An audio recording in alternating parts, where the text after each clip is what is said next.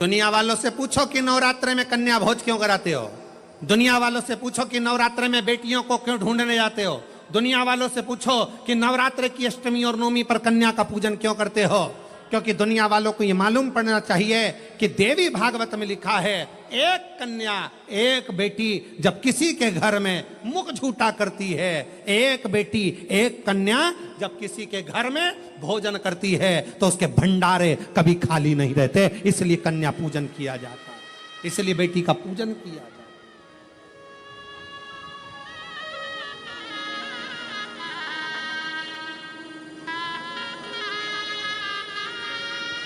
और आज के जमाने में लोग मंदिर में जाकर भगवान से कहते हैं, भगवान ओ भगवान हमारे घर में एक बेटा दे दो,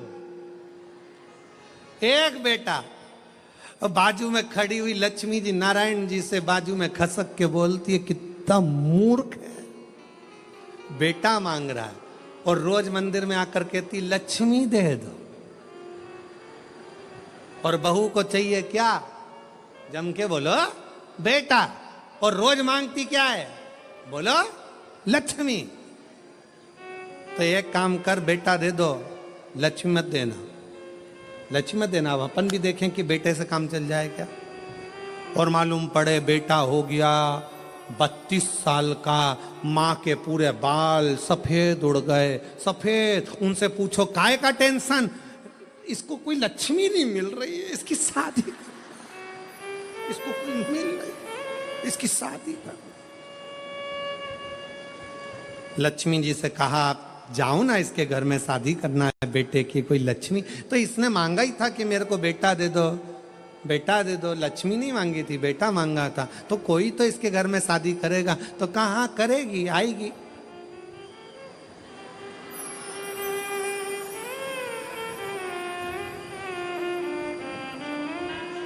आएगी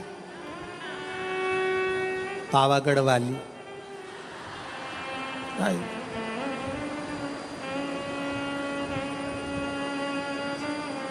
तुलजा आई, इसके घर में आई, फिर आई, फिर सवेरे शाम सास रोज आरती गाएगी। अम्बे तूहे जगदम्बे काली, जे दुर्गे सहादा वाली, तेरे ही गुण गाए।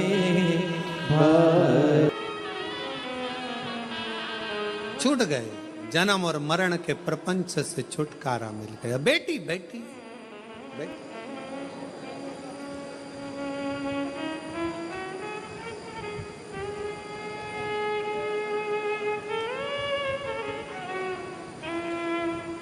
शिव पुराण कर रही है, भगवान शंकर का चरित्र कर रहा है। कात्यायन ऋषि ने पूछा कि मुझे जन्म मरण के प्रपंच से छूटना है, क्या करा जाए। शंकर भगवान ने कहा, तुम्हारे घर में अगर बेटी का जन्म होगा, तुम जन्म और मृत्यु के प्रपंच से छूट जाओगे। स्कंद पुराण का नागर खंड कहता है, कात्यायन ऋषि ने मां पार्वती जी से कहा, अब कुछ भी हो, मेरे घर में अगर बेटी का जन्म हो तो निवेदन है मां दुर्गा, हे मां आद्यशक्ति, हे मां भवानी, हे मां पार्वती, आप मेरे घर में बेटी के रूप में जन्म लो। और कात्यायन ऋषि के घर में मां कात्यायनी के रूप में जन्म हो गया। कात्यायनी, बोल कात्यायनी माता की।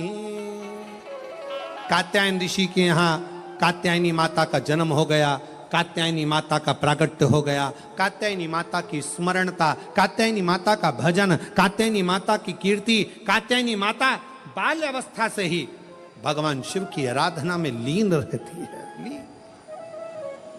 कात्यायन ऋषि उनको देखते हैं, देखते।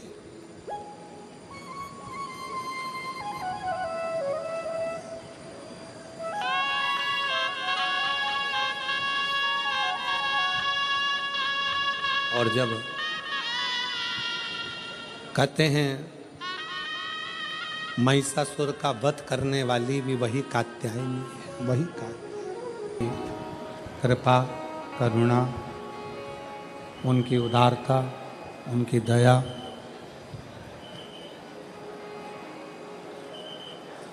ऐसी तपतपाती हुई गर्मी, धूप और उसमें भी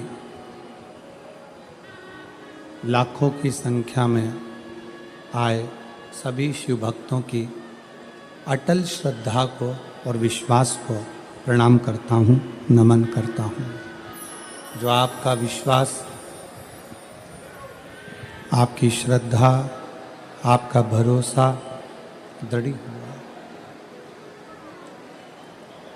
और पहले भी कथा में कहा है कि शिव विश्वास का एक प्रतीक है।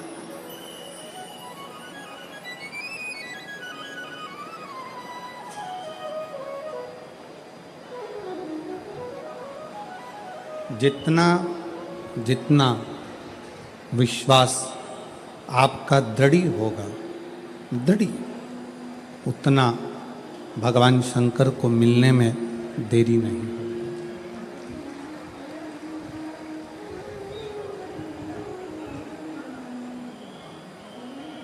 शंकर भगवान के मिलन का सबसे मूल बिंदु है आपका विश्वास, आपका भरोसा, आपकी दृढ़ता। और जिसने भगवान शंकर पर विश्वास करा है, भरोसा करा है, दृढ़ता करी है, वो जगत में कभी डूबा नहीं, कभी हारा नहीं।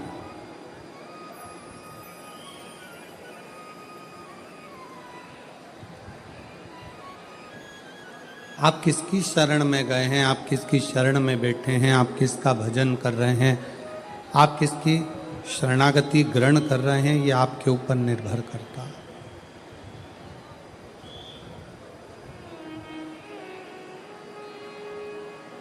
आप किसकी शरणागति में हैं, यह आपके ऊपर निर्भर करेगा।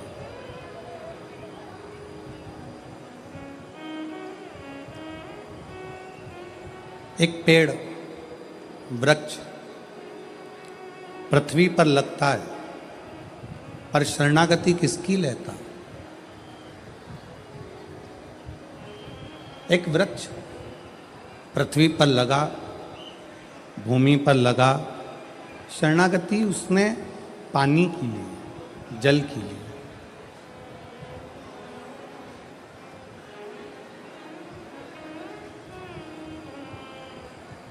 वृक्ष से पूछा गया कि ये पृथ्वी है, आकाश है, जल है, वायु है, आपको सबसे ज्यादा जरूरी शरणागति किसकी लेना चाहिए?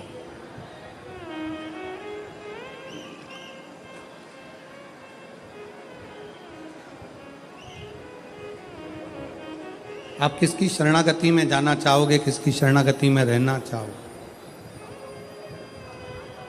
वृक्ष ने शरणागति पानी की ले ली, जल की ले ली।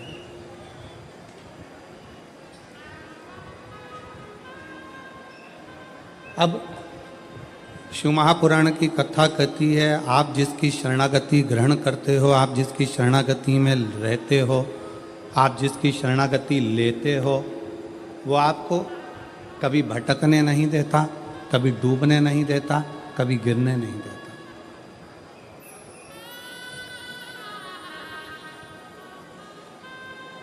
आप शंकर जी के मंदिर में जाकर एक लोटा जल चढ़ा रहे हो, शिव जी को बेलपत्र चढ़ा रहे हो, शंकर जी का गुणगान कर रहे हो, शंकर जी की स्तुति गा रहे हो, शंकर जी का श्री शिवाय नमस्तुभ्यम का जाप कर रहे हो, पंचाक्षर मंत्र नमः शिवाय कह रहे हो, षडाक्षर मंत्र ओम नमः शिवाय कह रहे हो, शिव मंदिर में जाकर सफाई कर रहे हो, शिव मंदिर में जाकर झाड़ू लगा रहे हो, पोछा लगा रहे हो, शिव मंदिर में श्रृंगार कर रहे हो, अर्थात आपने शंकर की शरणागति ली।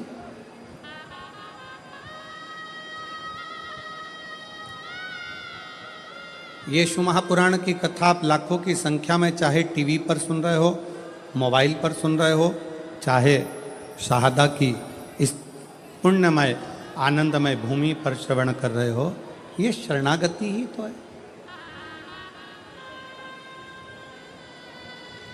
हमने शंकर भगवान की शरणागति ग्रहण करी। शरणागति, पेड़ ने, वृक्ष ने पानी की शरणागति ली, जल की शरणागति ली, तो वृक्ष पानी की जब शरणागति ले लेता है तो लकड़ी का टुकड़ा जब पानी में जाता है, पानी सबको डुबो देती है। कंकर हो, पत्थर हो, जिस चीज के जिस पानी के पास कुछ गया तो उसने डुबो दिया। केवल एक लकड़ी, एक वृक्ष, एक लकड़ी का टुकड़ा ऐसा होता है जिसको पानी नहीं डुबोती है। क्यों? क्योंकि पानी कहती है इसने मेरी शरणागति, जब ये छोटा सा था तब से लेकर मैंने इसको बड़ा कर दिया और ये मेरी शरणागति लेता रहा, मेरे जल से ये आगे बढ़ता रहा, इसलिए मैं इसको डुबोऊंगी नहीं। उसी तरह जब हम शंकर की शरणागति ले लेते हैं तो शंकर हमें डुबोता नहीं, हमें डुबोएगा नहीं।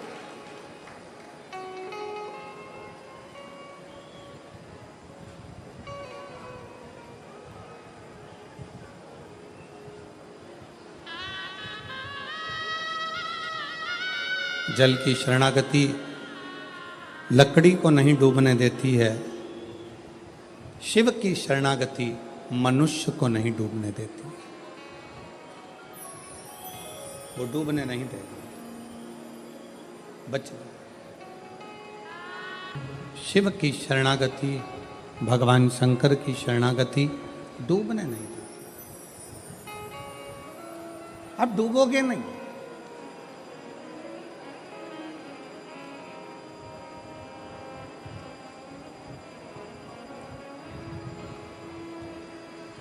बस इस मृत्यु लोक में, इस संसार सागर में, इस भूमंडल में जब तक आप पृथ्वी पर रहें तब तक अच्छा कर्म करते रहें, श्रेष्ठ कर्म।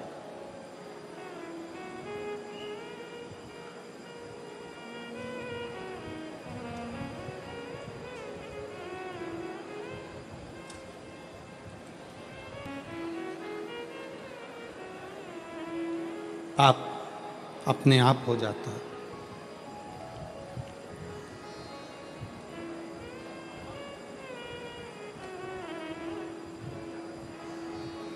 भूखे को भोजन कराना है तो थोड़ा सोचना पड़ेगा, विचार करना पड़ेगा कि भोजन कराऊं कि ना कराऊं।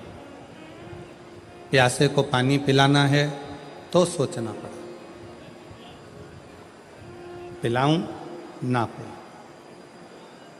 किसी को शिक्षा देना है, सोचना पड़ेगा शिक्षा इसकी कराऊं ना कराऊं। किसी की चिकित्सा कराना है, सोचना पड़ेगा इसकी चिकित्सा कराऊं ना कराऊं।